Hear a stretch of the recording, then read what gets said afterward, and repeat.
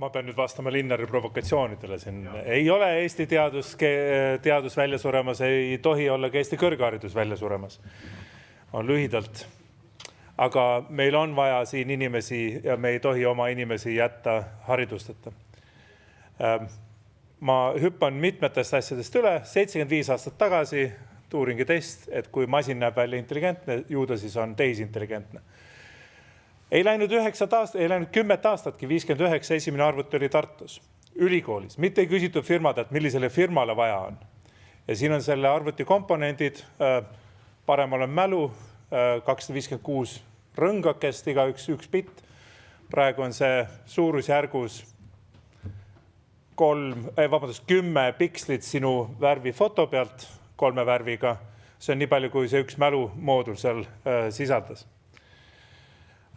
Tehisintellektist me oleme kuulnud väga palju.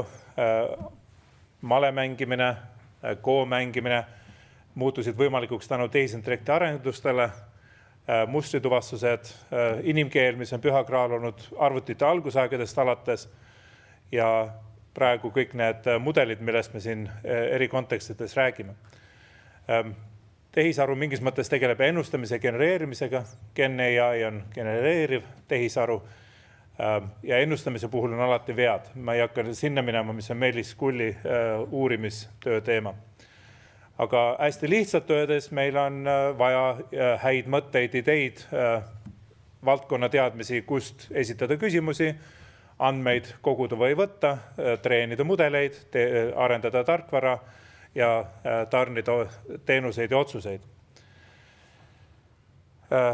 Ja Tartu Ülikool juba aastast 1632. Masinõppe võtab andmed, varasemad näited ja treenib nende põhjal mudeli.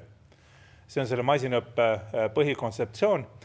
Ja nüüd, kui selle mudeli paned tööle, et hakkad küsima mudelilt, see ei ole kõikide interneti andmete kokku pakitud zip-arhiiv, vaid on statistiline mudel. Kui me räägime keelemudelist, pildimudelil veidike teistsugune, siis sa saad tal lasta tööd teha.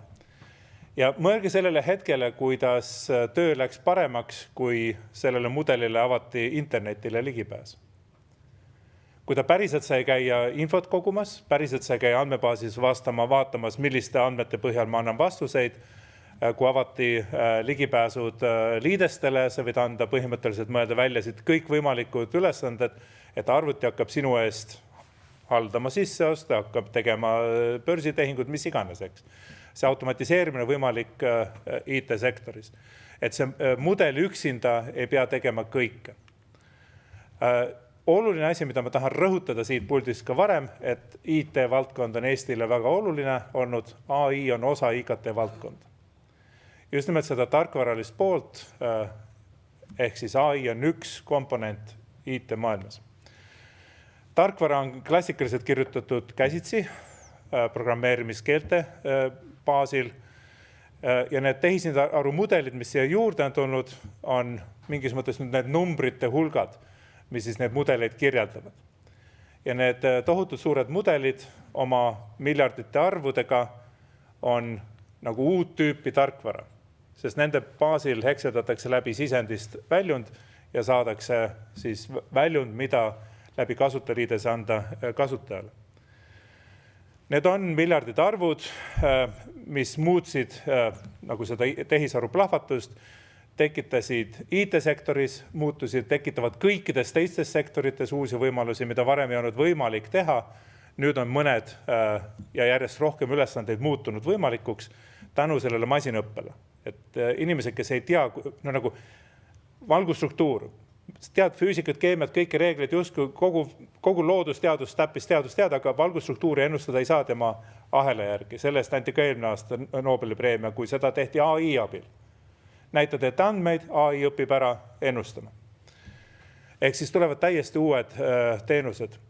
Ja tuletan meelde, need miljardid ja miljardid arvud, parameetrid, millega kogu aeg korrutatakse, summeeritakse läbi, on need GPU kiibid, kiibisõjad ja pilt praegu üks kiibitootja turul väärt rohkem kui kõik suur farmafirmad kokku. oleks keegi 10 aastat tagasi sellist juttu ajanud, oleks täiesti mõeldamatu. Mis mõttes üks firma, pealegi sul on, nagu me kuulsime, Hiina teeb praegu 10 konkurentfirmasid, tõenäoliselt või 100, et see on see usk, et see raha tuleb kusagilt tagasi. Ja see on 100 korda Eesti sisemajanduse kogu toodang praegu hetkel. Ehk siis turg usub, et kiipi on võimalik müüa sellises tempos, sellise kasumlikkusega, järgmise 10-20 aasta jooksul ühe firma poolt. Muidugi me peame sinna juurde panema tuumajaama, et neid käitada, neid kiipe, seda me ei tee Eestis tõenäoliselt lähiajal. Lisaks nüüd sellele arvude põhisele tarkvarale on tekkinud tehisaru kasutusest, genereeritakse uut koodi. Ait Salbrei ütle, mismoodi programmeerijad tegelikult lasevad oma koodi täiendada, teste ehitada, ümber refaktoreerida, seda teeb tehisaru päris palju, ta tegelikult toodab nagu seda tarkvara, rohelist tarkvara veidike kiiremini, aga lisaks on hakatud tähelepanu juhtuma, et ka need promptid ise, need lähtelaused, lähteülesanded AI-le muutuvad ise koodibaasi osaks. Võta sisend, teisenda, anna välja mingi teisel kujul, seesama lähteülesanne muutub nagu koodibaasiks. Et me tekib mingis mõttes nagu kolmandat tüüpi tarkvara. Ja seesama tehisaru mudel suudab seda kiirendada, neid lähtelauseid ka ise genereerida. Kui panna tootlikkus mingil moel pildi peale, ilma igasuguste skaaladeta, inimese võimekus kirjutada programmi käsitsi on ajas kasvanud, sest meil on paremad töövahendid, paremad programmeerimiskeeled, saab varasemate lahenduste peale ehitada, see on ajas kasvanud ühe inimese kohta ja muidugi inimeste arv on olnud suurem, aga nüüd tehisaru teeb 2 asja. Need kollased on need suurte arvude põhilised mudelid, mis võimestavad asju, mida varem ei olnud võimalik teha, ja teiseks need promptid ise ju ka muutuvad, tekitavad tõstavad inimese efektiivsust. Ja kogu mõju läheb kuidagi praegu hetkel üles ja täpselt see on ennustamatus, et kui kiire see on, mis see skaala on, kas ta läheb platoo peale. Päriselt tegelikult keegi ei oska seda ennustada. Vibe coding ideest prototüübini kindlasti kahaneb, iga üksteist saab homme programmeerijaks või täna õhtul lähete, võite olla programmeerid, iga üks, varem oli näete, väike protsent ühiskonnast, iga üks võib olla programmeerija, aga kui palju turvalisuse riske tekib sisse andmetes, koodis, kas sa produktsioonitarkvara niimoodi teed, mitte keegi ei tea. Meil on uued ohud, eks, mis tähendab, et võib-olla oleks olnud viljakam teha käsitsi. Ettevaatlikult, me ei tea seda. Ja kes on need, kes saavad aru kõikidest nendest aspektides kogu koodibaasis? Väga vähesed või väga kõrgelt haritud, erialaselt haritud inimesed. Taristu ja kompetentsid peavad olema Eestis. Minu arvates on hädavajalik. Me oleme elanud olukordi, kus internetiühendused on katki lõigatud või ise kinni pandud. Meil peab olema kompetents, et hoida oma ühiskonda töös, aga teiseks, et arendada neid kompetentse, kuidas asjad töötavad turvalises keskkonnas. Nüüd klassikaliselt öeldakse, et ülikoolid ju väga palju ei tee, tööstus teeb tooteid täiesti õige, rakenduslaborid viivad teadustulemusi toodeteks.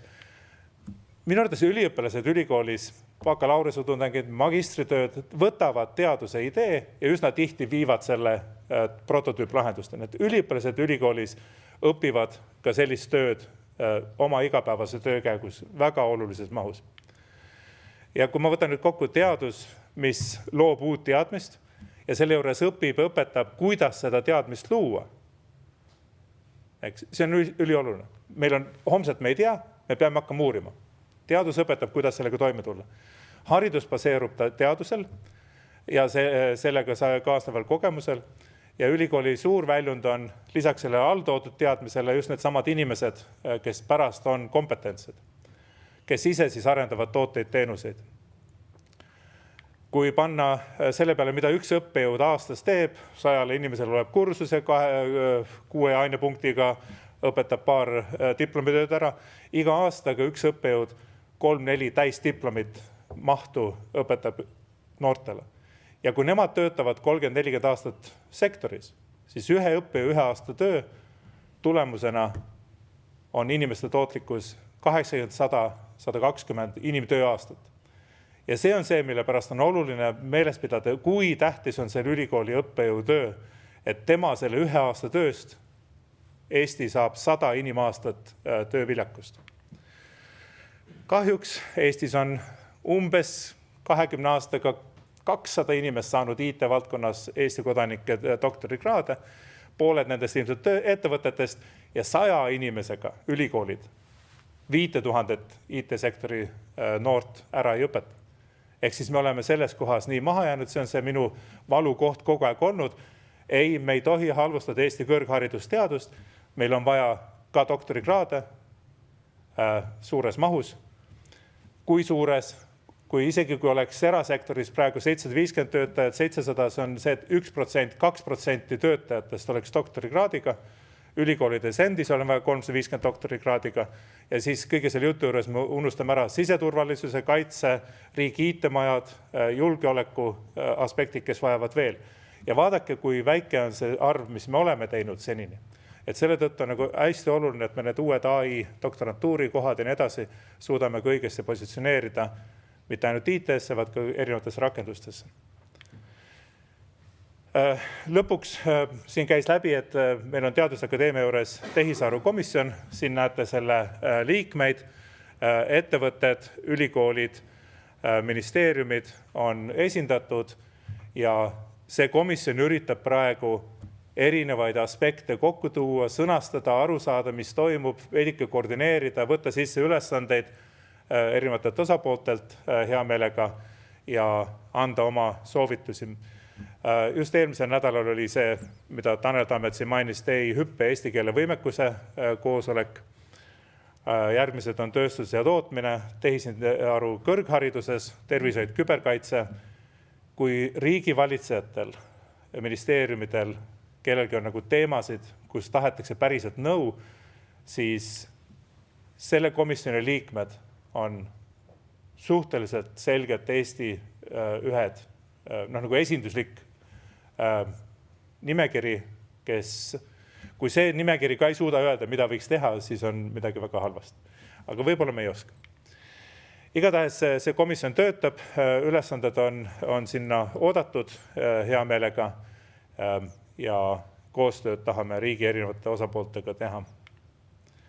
Kokkuvõtvalt, inimesed on minu arvates A ja O. Me peame mõtlema, kuidas me neid siin harime. See ei ole ainult see, et ma vaatan, õpin kiiresti ära, sa pead päriselt seda valu tegema, nägema. Sõjaväes ei ole vaatad, et näed, et keegi roomab põllu peal, sa pead ise seal roomama, sa pead ise seda valu nägema. Need peavad olema Eestis koha peal. Andmed ja tehisaru on omavahel seotud. Ilma kasutuseta andmed on täiesti mõttetud, kasutamata. Ja taristu jaoks on meil vaja kohalikku võimekust inimeste riistvara näol. Nii et kuidas kasu saada, vastus on kindlasti tugevdada teaduse kõrghariduse komponenti. Ats, ma sain sult ka ühe vastuse, püsige kauem ülikoolis, liiga juuniorina ära tule mulle ukse taha, püsi kauem ülikoolis. Kui sellised sõnumid lähevad siit saalist ettevõtlusest välja, siis need on ülipositiivsed meie noortele. Püsige ülikoolis, õppige ennast kõrgema tasema spetsialistideks. Ja meil on vaja inimesi, kes saavad aru sellest, mis tehisaru on, mis on selle võimalused ja nii edasi. Sinna peale saab ehitada rakendusi ja meil on, nagu veel kord kordan, taristu töövahendid peavad olema siin. Me oleme selles osas liiga vähe tööd teinud, millega ma kindlasti Linnariga olen nõus, et need töövahendid ei ole meil universaalselt kättesaadavad. Tehisaru litsents praegu ChatGPT maksab rohkem kui laptopi hind, kui anda tudengile laptop kasutada. Ja meil ei ole kõikidel, Copilot on läbi Microsofti teenuste näiteks. Aga kindlasti on vaja siin kasvatada koostööd ja sellega ma lõpetan. Aitäh!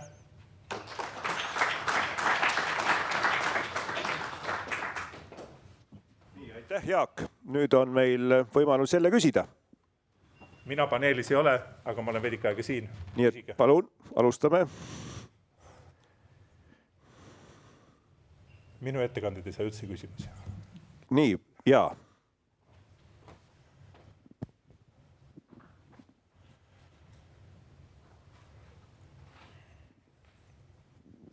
Tere! aitäh selle väga huvitava ettekande eest, Kultuuriministeeriumi teadusnõunik.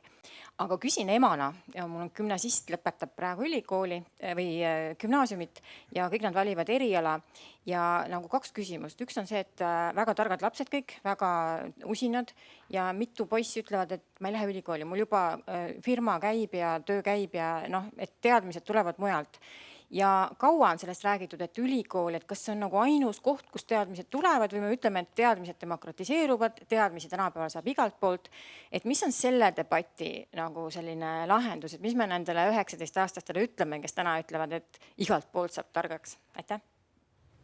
See on väga keeruline, aga ma võtan ühe Eesti, nende iidoli kindlasti, Markus Villigu.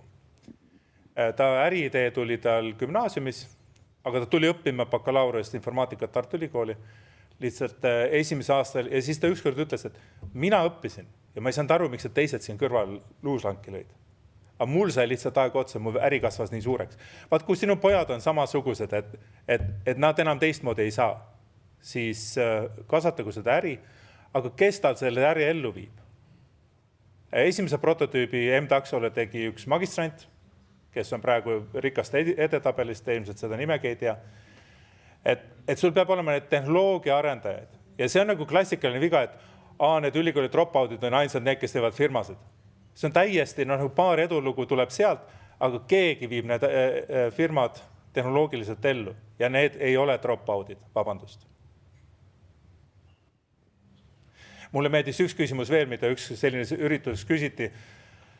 Starshipi tegevjuht Alla Martinson, ma ei tohi seda võib-olla seda öelda, aga ta küsis Jaak, et ma olen ka õppinud rakendusmatemaatikat Moskvas, mina õppisin Tartus.